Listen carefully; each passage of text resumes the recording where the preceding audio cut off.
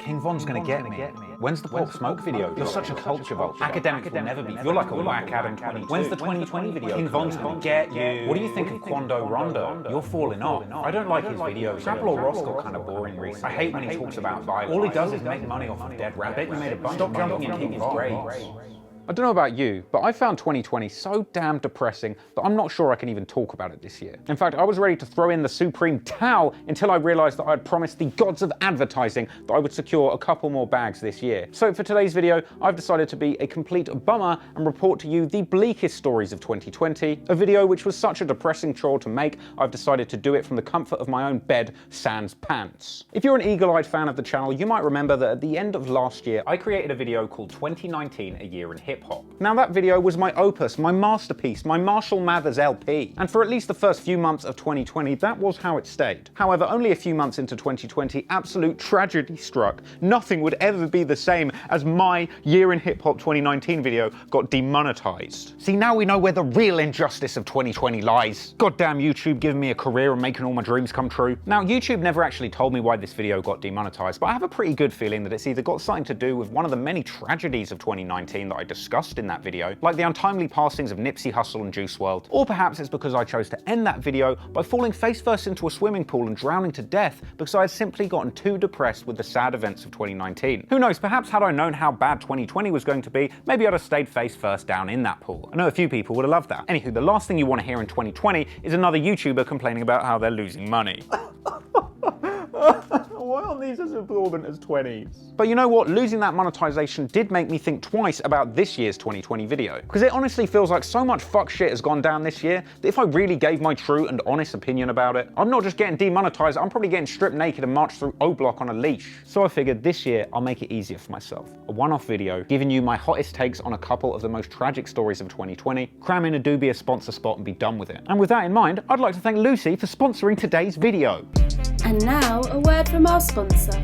Lucy's mission is to decrease tobacco's harmful effects with their new nicotine gum. Well, let me put it to the test. We know smoking is bad for you and cigarettes are so not cool. Lucy gives you the buzz you need without lighting up. You just chew. Lucy's a discreet, better tasting and way more clean alternative to smoking cigs to get your fix of nicotine. Many years ago, I used to smoke. I quit, but many don't. I got friends still hooked on smoke, but now with Lucy it's the way to go, cause cigarettes are the devil. They cost a bunch and they smell like death. I'd rather live with a Lucy. It's discreet and cinnamon fresh, so cut down on smoke a bit. Anyone who smokes can benefit, so if you wanna try the ting, just use my code and click that link, cause right now you can use my code TRAP to get 20% off all products at lucy.co. That's lucy.co. Don't forget, this product contains nicotine and nicotine is an addictive chemical. Cheers Lucy, peace.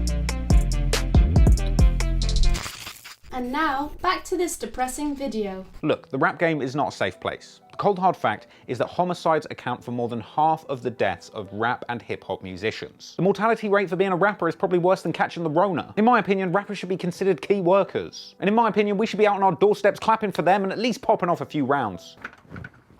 Shout out all the drillers. BDK, GDK. Whoa.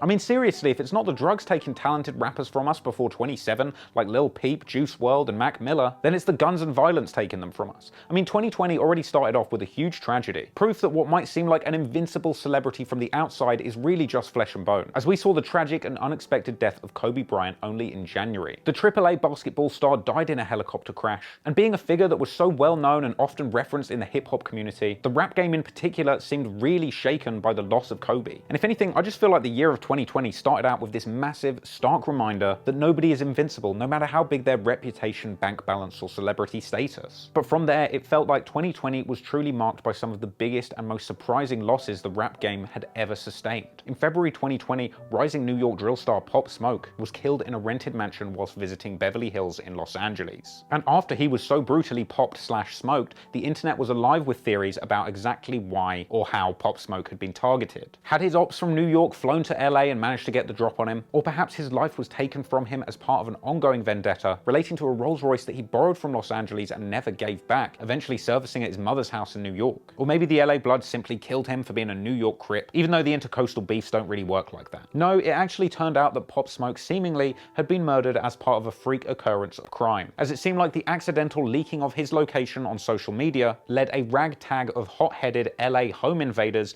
right to his location, leaving him dead over a set of Amiri jeans. First off, one thing I'd like to point out, Pop Smoke has probably been the worst piece of PR for Amiri in history. Sure, he'd basically single-handedly got them popping in the hip-hop scene with his shout-out on the track Dior, yet in a tragic turn of fate, whilst flexing some free Amiri he'd been sent on social media, he accidentally showcased the address of the Airbnb property he was staying in, leading his killers directly to his doorstep. I personally blame Amiri jeans for Pop Smoke's death. I mean, $1,300 for a pair of jeans? If I tried to walk through Canarsie wearing those, I'd be lucky to make it out the other side just wearing my boxer shorts and a pair of Air Max. Maybe I think about getting stripped by gangsters too much. Weird. Ultimately, those young home invaders that have been accused of killing Pop Smoke have been arrested but have not yet been convicted. Many of the details about what went down that night Pop Smoke was killed have still not risen to the surface. And hey, when they do, maybe I'll make an in-depth video about it. But until then, all I can say is rest in peace Pop Smoke, may the woo live forever, and my god have I never seen a dead rapper's legacy milked so hard. Now, at this point, the King Von story is one that's been told nearly 1,000,000 times. But today, I'm going to tell you a couple of things you didn't know. Before King Von died, there seemed to be a real rabid fascination around him. I would know, I made 3 videos on the dude. In fact, there was actually a little more to the story than that, because anyone that's truly an eagle-eyed viewer of my channel might have noticed that around a week after releasing my 3rd King Von video,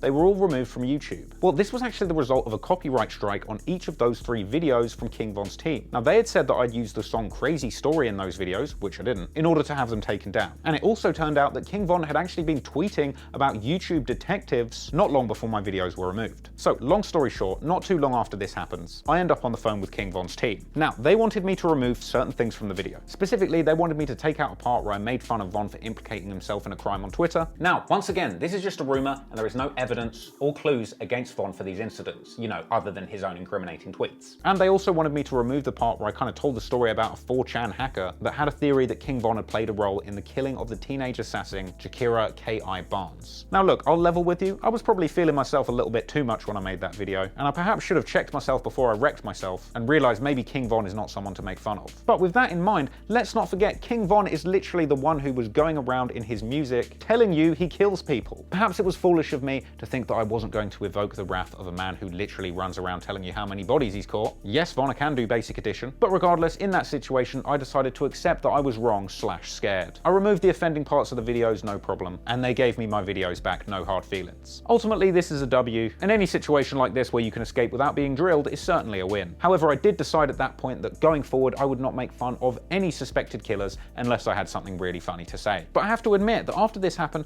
I had a bit of a strange feeling towards King Von. This man was so tough that even some pasty little pussy YouTuber from England couldn't get away with dropping some shade on his name all the way from across the Atlantic without being pulled up on it. I mean, Von basically digitally grabbed me by the collar from a different continent, and I crumbled immediately like the soggy tartan flannel I really am. And that encounter honestly made me have so many feelings towards Von. I love his music, but now I was also kind of scared of him. I imagined what might happen if I, or maybe even someone else that Von had a problem with, ran into him in real life. I didn't have to imagine for long, because in November of this year, a gentleman by the name of Quando Rondo ran into King Von outside of a nightclub. A fellow melodic street rapper hailing from Savannah, Georgia, Quando and Von appeared to have a bit of a behind-the-scenes feud brewing, since Quando, who was signed to NBA YoungBoy, had been going back and forth on social media with King Von, apparently relating to a love triangle between King Von and NBA YoungBoy's ex, Jania, who Von had apparently been getting close to and even getting on a song with as part of a plot to make his ex Asian doll jealous. Von had also been prodding YoungBoy on social media, saying that he had cap in his raps earlier on that year. Oh, yo, skinny ass, so I bet that bitch ass. Fuck YoungBoy talking about on this song, bro. He ain't even like that. Oh! On his ass, nah. On his ass. All that cap. You got cap in your raps. So, they say Von is as real as it gets, and apparently, when he got the drop on Quando Rondo, him and his boys were pulling up ready to keep it real. And hell, if you saw that security footage of what went down that day, King Von clearly didn't waste no time talking, because from the moment he sees Quando Rondo, he gets to pounding on him, throwing uppercuts, haymakers. Hell, it's a shame that King Von got killed immediately after this, because if he was still alive, I'm praying that he'd be here to give Jake Paul an O-block beatdown. Unfortunately for Von though, literally seconds later, he would quickly realize just how much he had underestimated Quando Rondo and his crew, because in in Quando's entourage was one of his homies, Lil Tim, or Lil Tim, a sharpshooter who Quando himself has shouted out for having impeccable aim in songs before. Lil Timmy, in an attempt to protect his bag and his big homie Quando, immediately opened fire on Von as soon as he saw what was going on, letting off shots that would ultimately be deadly to Von. When the news broke that Von died, I had a really weird feeling. I loved Von's music. I thought he was a fascinating character and a bit of a tortured artist. I was mourning the loss of an artist that I genuinely enjoyed and appreciated, as well as a valued member of the hip-hop community. And just like we saw with Pop Smoke, it was an uncanny phenomenon seeing somebody essentially only a step away from the very peak of their fame quickly disappear into a memory. But then again, I'd be lying if I didn't say that there wasn't at least a hint of a relief that this man, who had supposedly killed multiple people and had a personal vendetta against me, was no longer here. Now, don't get me wrong, I'm not celebrating the passing of King Von, and frankly, the passing of any young man or woman before their time is a tragedy. But the way hip-hop reacted to these events was like nothing I've ever seen. Quando Rondo said in his savagely titled response song, End of Story, that if the shoe was on the other foot, you wouldn't have said he was wrong. And that's big facts, because you know that if Von had killed Quando Rondo and or one of his boys, people would have been saying, oh, the O-Block demon strikes again. They'd be saying King Von is the realest thing in rap since the baby. And they'd be jumping in NBA Youngboy's comments saying ride for your homie. But realistically, the death of King Von exposed something very uncomfortable and ugly to the hip-hop community. That the lore and the bloodlust surrounding rappers who are supposedly real or shooters is really just a fantasy. They're real people made out of flesh and bone, and within a split second, everything can change and they can be gone. Doesn't matter how tough you are, where you're from, or what dirt you've done in the streets. Fans have to remember that rapping is wrestling, and regardless of somebody's reputation, you really don't want rappers' beefs to turn deadly. Sure, we all want to see our favorite wrestler beat down their biggest rival, but what you're really saying is you want to see two greats going at it. You don't actually want to see your favorite rapper or even their op carted off in a casket, unable to ever make music again. In fact, I don't think there's ever been anything more jarring than seeing the fascination for King Von as a supposed killer transform into hatred for Quando Rondo and Lil Tim for essentially doing the same thing to King Von. No one was bumping Quando's music after the King Von situation, calling him the Savannah Savage. But hey, who knows, maybe in time they will. And another weird phenomenon was the fact that after King Von's passing, everybody wanted to scrub up his image. But then again, you know, he was such a good guy. The first thing he did when he made a little money was take 100 racks back to O-Block to split it up with his boys. But then again, if you gave the Red Cross a $100,000 donation and they spent all of the money on Dracos to go and ride on the Salvation Army, you wouldn't think that it's so good. You'd call me a warlord, not a philanthropist. Who knows, if the internet detectives truly are to be believed, the money that Von brought back to O-Block was used to buy the guns and bullets that killed FBG Duck. Now, there's no actual proof of that, but it sure does make a good little theory on Reddit, doesn't it? Okay, I'm sorry, that's not strictly fair to King Von and his legacy. He was a good and charitable man, and he had spent hours mentoring on O-Block trying to teach the next generation of young kids coming up good morals and values. Fuck two. Fuck two. Fuck two. Fuck two. Shoot him. Shoot him in his head. Shoot him in his head. You got a point right here. Boom. Fuck two. Or maybe not. King Von actually said not too long before his death that when he dies, he's gonna find Tuka and beat him up. You know, that 15-year-old kid that was killed in 2012, that the BDs still won't stop making fun of 8 years later. Well, maybe that's what Von really wanted, and unfortunately that's what he got. Meanwhile, the real tragedy is that Von's family, the team around him who he inspired and relied on, and the army of fans who simply loved him for the art he created, are now left lost looking for the next thing. Don't get it twisted, I'm not celebrating Von or Pop Smoke's deaths at all. They are tragic, and I wish I could bring them back. But at least in King Von's situation, when you look at the way he was living, the things he was talking about and talking into his life, he continued down a negative path and ultimately met a very negative outcome. Look, hip-hop fans, I think we need to learn something from 2020. All the drama and the wrestling that surrounds rap is a lot of fun, but it's also very dangerous work, and that is exactly why the murder rate for rappers and hip-hop artists is so high. I genuinely hope that this changes so that rappers can be more safe in these streets in 2021. But realistically, that probably isn't going to change. So at the very least, I hope that I can speak on behalf for all of the pasty, keyboard cradling nerds that love gangster rap music but don't live that life, when I say from the bottom of my heart, thank you to all of the rappers who risk their lives every single day to make what, in my opinion, is the best music in the world ever. It's your stories that inspire everyone the world over to grind, hustle, and from time to time, throw some shade on your ops. Your music is a metaphor for life, and whilst we, the listeners, are not really in any danger, your music is dangerous. You live a dangerous life, and you make our lives more exciting by living it and sharing your stories. And at least for me, it is rappers and rap music that have got me through this horrible year when we have had so little to be excited about. So thank you so much, rappers and hip-hop artists. Stay safe out there and have a blessed 2021. Peace out. What's on the other side? What's on the other side? No one will survive, yeah, no one will survive. In this game of life, might as well just roll the dice. Cause every day and night, we're just watching people die. Just watching people die out of the window, yeah. And I don't wanna die, no.